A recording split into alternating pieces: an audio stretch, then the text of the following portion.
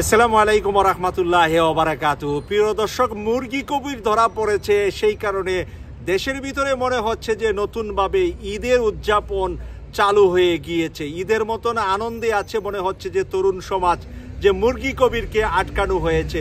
এই মুরগি কবিরকে হেফাজতে ইসলামের এই যে বিশাল জনসমাবেশে, এই যে রাতের আধারে ইলেকট্রিসিটি বন্ধ করে যে ছাত্রদেরকে, মাদ্রাসার নিরীহ ছাত্র এবং শিক্ষকদেরকে হত্যা করা হয়েছিল, সেই হত্যার মূল হোতা হিসাবে, বড় আসামি হিসাবে তাকে নাকি গ্রেফতার করা হয়েছে।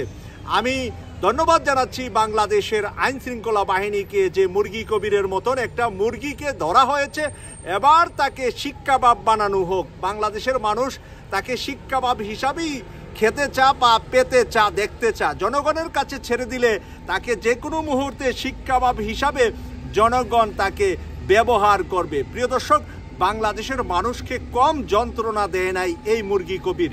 তাই মুরগি কবিরের উপর মানুষের খুব, মানুষের যে জ্বালা, মানুষের যে যন্ত্রণা, এটা আমি বিলিভ করি, বিশ্বাস করি।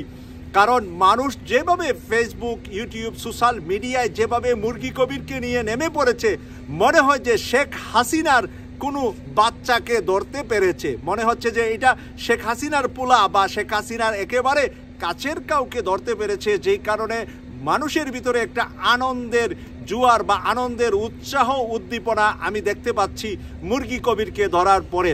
তাই মুরগি কবিরের মানে কঠিন শাস্তির মুখামুখি করা হবে, এটা আমি প্রত্যাশা করি, আমি আশা করি এবং বিশ্বাস করি, বিলিভ করি যে মুরগি কবিরকে যে ধরা হয়েছে তাকে কালকেই রিমান্ডে নেওয়া হবে, আদালতে উঠানো হবে, এবং এই রিমান্ড আদালত থেকেই আমরা দেখতে পাবো যে তার এই সারা জীবন একজন রাজাকার নিজে হয়ে, রাজাকারের তকমা দিয়ে জামাতের শীর্ষ নেতাদের ফাঁসির ব্যাপারে তার ছিল চরম ভূমিকা।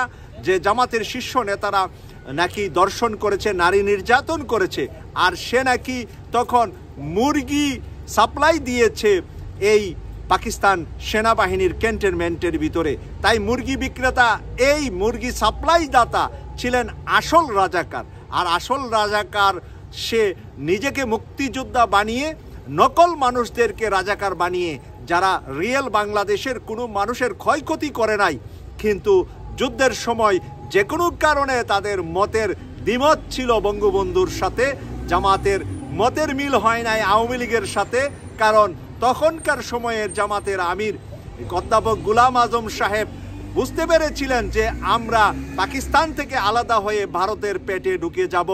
এই কথাটা সাংবাদিক নুরুল কবির সাহেব একটি টকশোতে বলেছিলেন যে বাংলার জনগণ ৪৫ বছর পরে বুঝতে পেরেছে যে আসলে পাকিস্তান থেকে আলাদা করে এটা ভারত গিলে খাবে। যেই কথাটা জামাতের আমির অধ্যাপক গোলাম আজম সাহেব ৪৫ বছর আগে বুঝতে পেরেছিল, সেই কথাটা আমরা বুঝতে পেরেছি ৪৫ বছর পরে। আর আজকের শেখ হাসিনা পালিয়ে ভারতে যাওয়ার ভিতরে 100% প্রমাণ করলো এরা ভারতীয় রাজাকার।